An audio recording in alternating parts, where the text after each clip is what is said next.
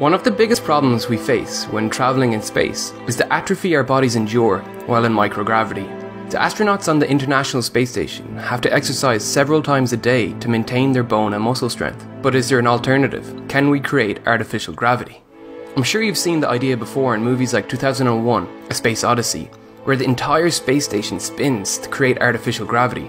The people inside can now walk comfortably, just like they do on Earth. It does this by exploiting centrifugal force. Now it seems that whenever someone mentions centrifugal force, angry mobs will show up in the comment section declaring it isn't real, which just isn't the case. Let's see why. NASA developed this huge centrifuge to test the possibility of simulated gravity back in the 1960s. Here we're looking from an inertial frame of reference. That just means we're looking from an outside perspective, and we can clearly see that there's no force pulling this guy outwards. It is just his inertia carrying him forward, and the floor he is walking on provides the centripetal force to prevent him from flying off. But what happens if our reference frame moves with the astronaut? This is called a rotating reference frame, or a non-inertial reference frame. To him, the rest of the world is moving, and he is standing stationary. In this reference frame, centrifugal force is absolutely a real and measurable force, pushing him downwards just like gravity. The only thing that is fictitious is his perception of what is causing it. This occurs because in physics and engineering, we must balance forces. The system has to be in equilibrium.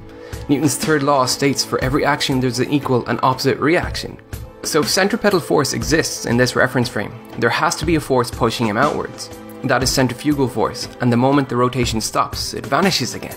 So if this works so well, why haven't we seen a spinning space station yet? Well, one problem is size. To make this practical, we need a massive ship, which would be incredibly expensive to get into orbit. The acceleration your body will experience is directly proportional to the speed and radius of the space station. We can calculate the gravity Space Station V from 2001, A Space Odyssey would generate with some pretty simple math.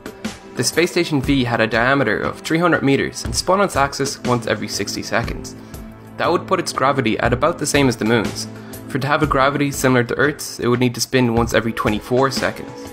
If we were to make this a realistic size, let's say the same as the International Space Station, it would need to spin once every 10 seconds. This would probably be pretty disorientating.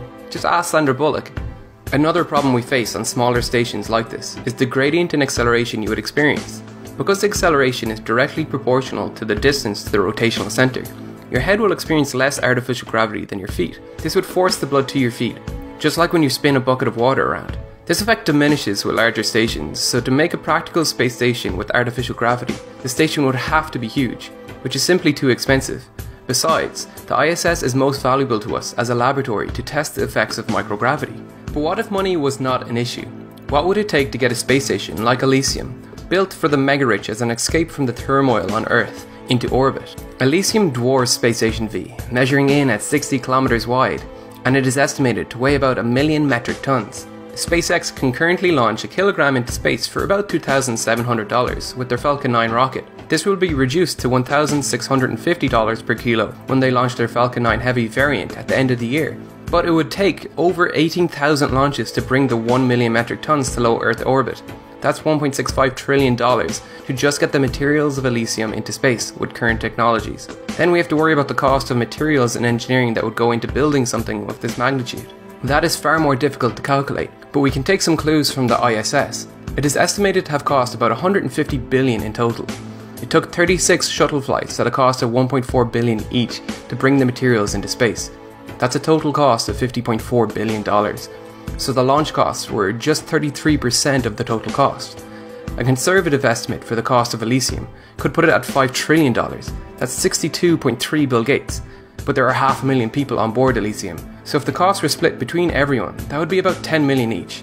That isn't so far-fetched, and the price of space travel is destined to reduce in future. We do have materials strong enough to build a structure like this.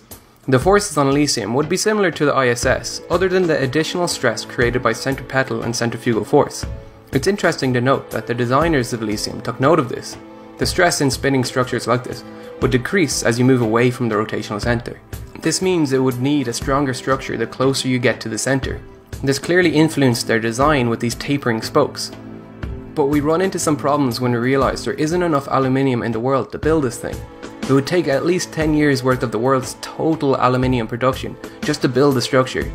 This would cause a huge surge in the cost of material. An alternative method could be sourcing the materials from space. This could reduce the launch costs, and there is plenty of metallic material available on the Moon and near-Earth asteroids. So this technology is definitely possible. Our only barriers are launch costs and material availability.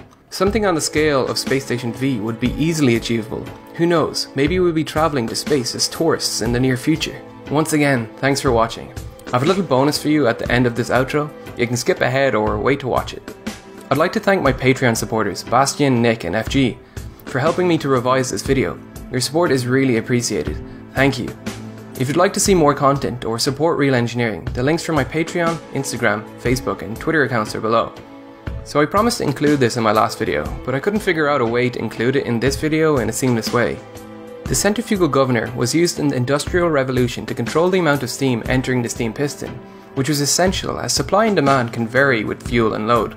For example, if the engineer puts more coal into the boiler, the pressure will rise and these masses will spin faster, which increases the centrifugal force and pushes them outwards. This raises this sleeve up, which in turn closes the valve to reduce the amount of steam entering the engine. So the centrifugal governor acts as a sensor to provide direct mechanical feedback to control the speed of the engine. It is one of my favourite inventions of the Industrial Revolution. Thanks for watching till the end, everyone. Hope you liked the video and feel free to ask me any questions on Twitter.